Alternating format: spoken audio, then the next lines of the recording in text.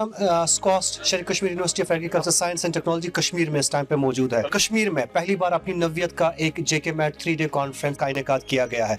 तो मजीद इस पे बात करने के लिए मेरे साथ है वाइस चांसलर स्कॉस्ट प्रोफेसर नज़ीर अहमद गनाई साहब। उनसे ही बात करते हैं, उनसे जानने की कोशिश करेंगे इस कॉन्फ्रेंस के बारे में। जम्मू कश्मीर में हम पहली बार एग्रीकल्चरल एक्सपर्ट्स और मेडिकल एक्सपर्ट्स को एक ही प्लेटफार्म पे ला रहे हैं। यहाँ पे शायद ये कंट्री भर में भी पहले एक ऐसा इवेंट होगा और इसमें यूनिवर्सिटी है, शेर Kashmir institute of medical sciences है, इसमें IIT रोपर भी है और इसमें एक कंसोर्शियम है, JK consortium of universities and researchers है और इसमें हमें जो सपोर्ट कर रहा है Jammu Kashmir council for science and technology, वो हमें इसमें सपोर्ट कर रहा है। मकसद इसका ये है कि हमने एग्रीकल्चर से आज तक जो फूड अवेलेबिलिटी, फूड सिक्योरिटी था, उसको हमने एड्रेस किया। आज हिंदुस्तान एक फूड सरप्लस कंट्री है। इसी तरह से मेडिकल साइंसेज में भी हमने देश में काफ़ी बेहतरी करी है, काफ़ी तरक्की करी है।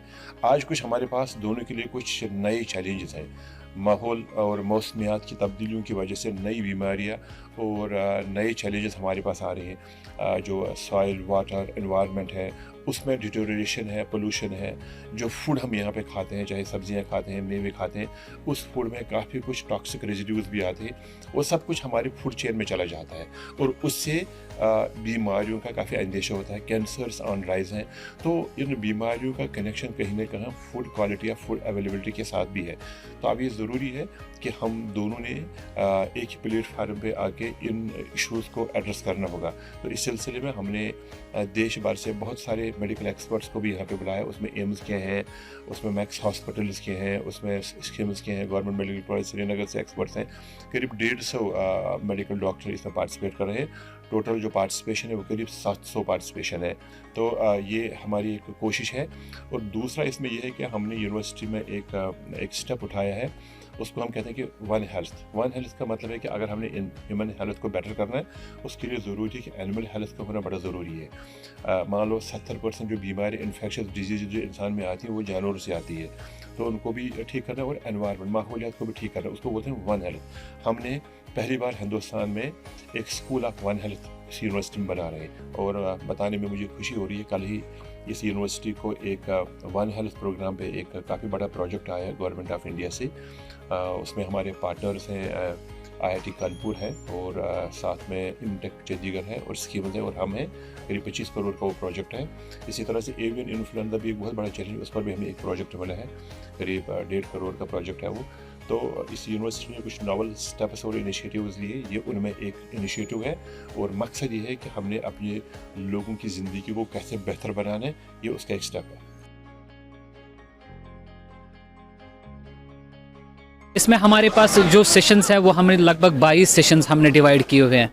10 सेशंस हमारे एग्रीकल्चर की है, 10 सेशंस हमारे मेडिकल साइड के है, मगर इन बिटवीन इन दो सेशंस में एक ओवरलैप सेशंस है जहां पर हम दोनों एक ही प्लेटफॉर्म, मेडिकल साइड भी एग्रीकल्चर साइड भी एक ही प्लेटफॉर्म पे बैठेंगे। पहली बार ये हो रहा है कि जैसे कि हम बायोटेक्नोलॉजिकल अप्रोच को लेकर के चल रहे हैं। एक और सेशन इसमें है बायोसिमिलर्स, यानी कि हम ड्रग के बगैर कैसे हमारे आयुष और बायोसिमिलर्स को लेकर के, न्यूरोसिटिकल्स को लेकर के चलेंगे कि हम इम्यूनिटी प्रोवाइड करेंगे।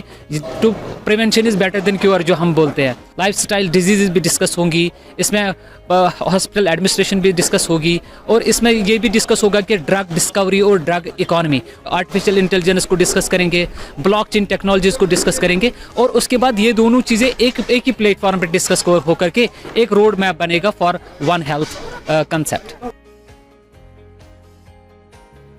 बेसिकली जो इंसान का नशोनुमा पे हम अगर नज़र डालें तो सब कुछ एग्रीकल्चर पर डिपेंडेंट है। अगर हम नज़र डालें पंजाब में 1980s में जो वहाँ पे ग्रीन रेवोल्यूशन हुआ, उसके बाद आप देखें कि वहाँ पे फार्मर्स की इक़्तिसादी हालत कितनी बेटर हुई। बट अगर आज 3-4 दिहाई के बाद नज़र डालें, पंजाब की वो ज़मीन जो बहुत पहले पैदावार देती थी, आज वो बैरन हो गई है। वहाँ वजह यह है कि जो वहाँ पेस्टिसाइड्स का एक्सेसिव इस्तेमाल हुआ, बेदरेग इस्तेमाल हुआ, उसकी वजह से वहाँ प्रोडक्शन कम हो रही है। दूसरी बात, पेस्टिसाइड्स और जो फर्टिलाइज़र है, इसकी वजह से इंसान की सेहत पे इतना बुरा असर पड़ा है कि कैंसर्स की तादाद बहुत ज़्यादा बढ़ गई है। अगर आप नज़र डालें पंजाब में, आप देखें वहाँ से Bathinda to Bikaner cancer train चल रही है कि वहाँ पेशेंट्स अपना इलाज कराने के लिए वहाँ चल रहे, कई सालों से वो चालू है। ये खुदा न खास्ता ऐसी सूरत हाल हमारी यहाँ भी ना हो।